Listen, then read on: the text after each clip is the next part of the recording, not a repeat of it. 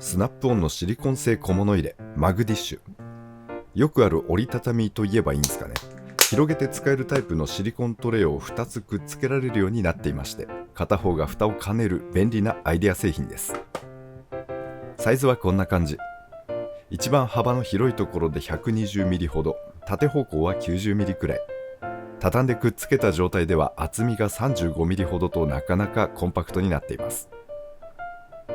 蓋を開ければこの状態ですぐに使えます。蓋の角度は3段階。トレイの深さは2段階になっていまして、畳んだ状態で 12mm、1段階開くと 45mm ほどとなります。底の部分には別素材が貼ってありまして、ツルツルしていますので掃除するのは簡単ですね。見た目以上に収容能力は高く、これ PB のインサイダー、長さが 125mm の計 30mm ほどなのですが、片側を深くしておけばスポッと入ってしまいます。こっちは短気筒バイクのインテークパイプ。このサイズがさっと入りますし、その上まだ入るスペースが確保されています。小物を入れておくには十分な容量となっています。トレイを180度以上さらに開くと2つに分離することができます。操作は簡単っすね。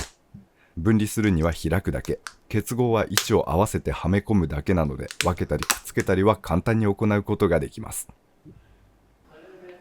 トレイの裏にはマグネットが入っていまして、鉄板部分にくっつけて使うことができます。そこまで強いマグネットではないですね。面につけることができれば問題はありませんが、パイプだと落ちてしまうこともございます。作業場までは物入れとして使って、作業場に着いたら分離してという使い方が多いです。その日交換する部品、オーリングやシムなんかを入れておいて、バイクの簡単なメンテナンスであればネジ放り込むにはトレイは一つで足りますから、片方にネジを入れていき、もう片方から部品を出したり、交換した廃棄品を入れたりしながら使っていることが多いです。蓋ができることでケースとして使えますので、ただの蓋のないトレイですと移動の際はこぼれちゃって役に立たないですから、これはマグディッシュの明確なメリットと感じています。それからネジを放り込んで音が出ないというのも住宅街 DIY にはいいっすね。金属製のバットですと遠慮しながらの作業となりますが、マグディッシュは引きずっても落としても大きな音はなりません。サイズ感については絶妙と感じています。もう少し大きければと思うこともあるのですが、そうなったらなったで邪魔になりそうなんですよね。ちょっと足りないくらいのこの大きさがこの製品の良さの一つと感じています。これウォーターポンプ裏のオーリングを変える作業、カム外して何やってというそんなに重くはない作業ですが、短気筒のバイクでしたら外すネジはこの程度で、マグディッシュの容量的には十分に足りています。ただサイズについては好みもありますから、横長タイプなんかの展開も今後増えていけば面白そうだとは感じています。トレイは水分を受けることもできます。底の部分に樹脂がはめ込んであるので漏れちゃうかなと思っていましたが、水なら問題ないですね。シリコンなのでガソリンには弱いでしょうが、ちょっとなんか漏れたなんていう時に役立つこともあるかもしれません。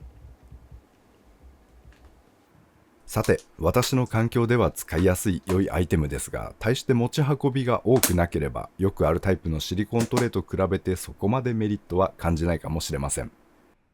同じコストをかければ蓋のない他社品をほぼ倍の個数、容量用意することができますから、据え置いての使用多い方にとっては他に利があるかもしれません。